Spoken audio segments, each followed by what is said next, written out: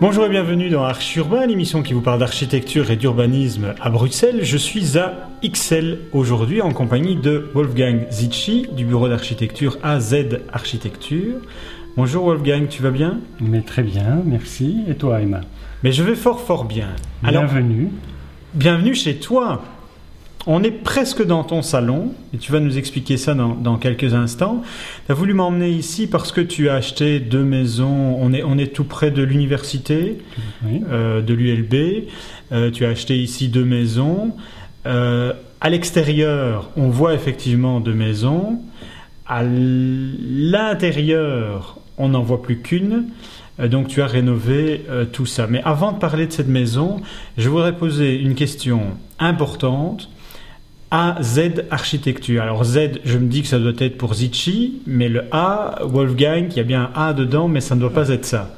Oui, tout à fait. En fait, le A vient de Amélie, Oui. qui est mon associée à la ville et à la campagne. Oui. Donc à la vie et dans le bureau, et qui s'appelle Amélie de Kerkhove. Et donc ça faisait Amélie de Kerkhove et Wolfgang Zitschi. On a pris la première lettre d'un côté et la dernière de l'autre. Ça faisait AZ Architecture, ça tombait pas plus mal puisque ça permettait de développer ça fait de A à Z. Voilà, exactement. Le bureau existe depuis combien de temps? Depuis une dizaine d'années. D'accord. Et vous, quel est votre...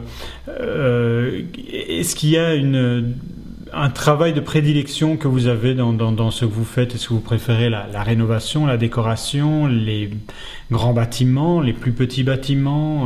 Justement, non. On préfère ne pas avoir de préférence à ce niveau-là. Oui. Et on aime aussi bien aménager une cuisine que faire un ensemble industriel réaffecté.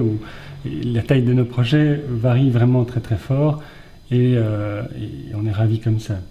C'est plus le projet en lui-même ou la qualité ou ce qu'on peut en avoir au niveau du contact, au niveau de la réalisation qui va nous importer.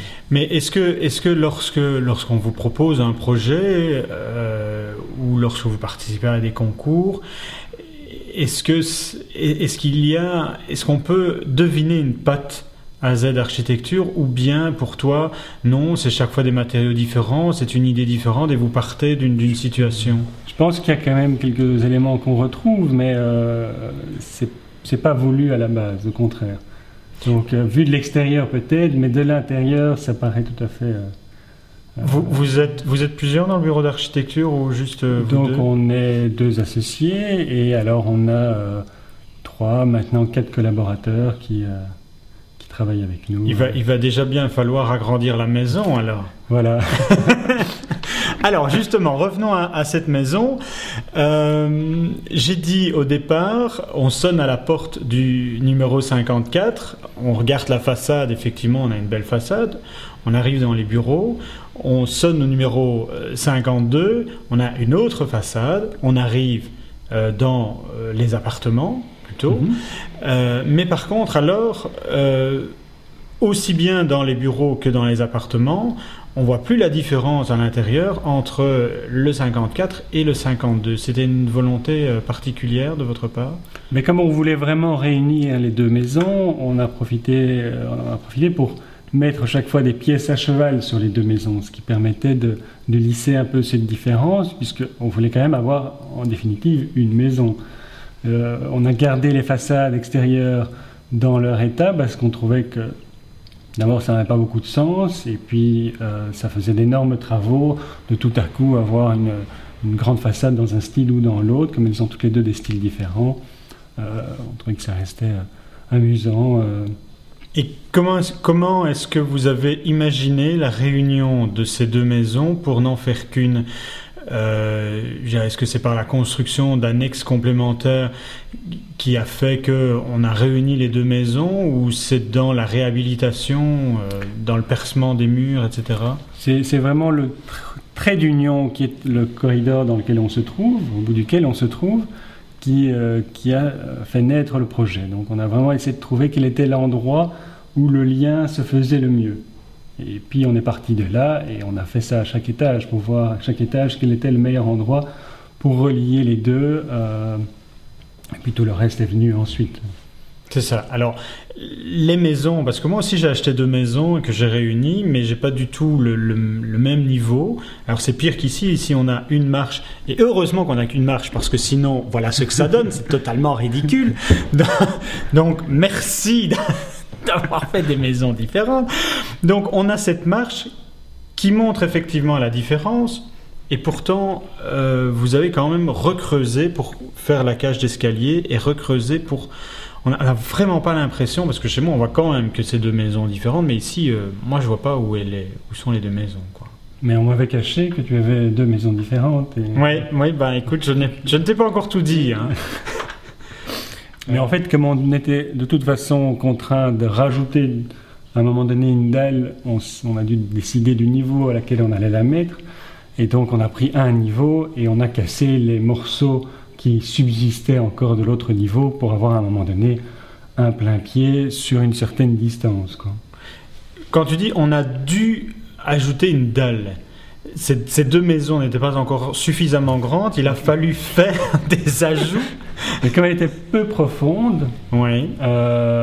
Et pour justement permettre cette liaison, on a décidé de faire l'annexe, ce qui permettait d'agrandir, et notamment au niveau du bureau, parce que sinon on aurait quand même été fort à l'étroit. Oui, il n'y avait pas spécialement d'espace par rapport au bureau. Alors justement, cette annexe est très intéressante parce que c'est elle qui, je pense, fait très fortement, à l'arrière en tout cas, la liaison entre les 2 maisons. Vous avez voulu en fait construire cette annexe chevauchant les 2 maisons pour ne faire plus qu'une seule et unique façade. De nouveau, pour faire ce trait d'union entre les 2 maisons. Et alors, il y a un élément au niveau de la décoration qui est intéressant également, qui sont les petits pavés en façade. Voilà, les fameuses mosaïques qui empruntées aux années 50, mais réinterprétées de manière plus contemporaine en façade, et sur toutes les parties qu'on a ajoutées, donc sur toutes les annexes, on a remis cette mosaïque. Alors c'est étonnant parce qu'on est dans une maison qui est, comme tu l'as dit, pas très profonde. On n'a pas du tout l'impression de voir une maison bruxelloise avec